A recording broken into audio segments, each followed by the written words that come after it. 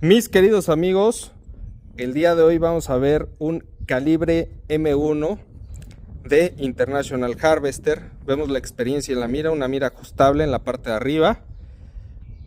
Vean nada más los detalles de madera, los detalles enfrente.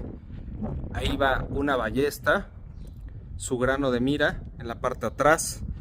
Como todo está en perfecto estado de conservación. En la parte de atrás se encontraba su tapón a donde venía su kit de limpieza en esta parte. Vemos cómo su acción está perfectamente bien, funciona perfecto. Revisamos su gatillo en perfecto estado, su seguro funcionando y operando, su seguro en esta parte. Vamos a sumar una experiencia en la mira.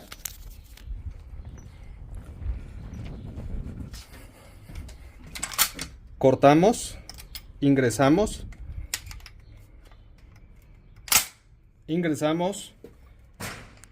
seguro listo.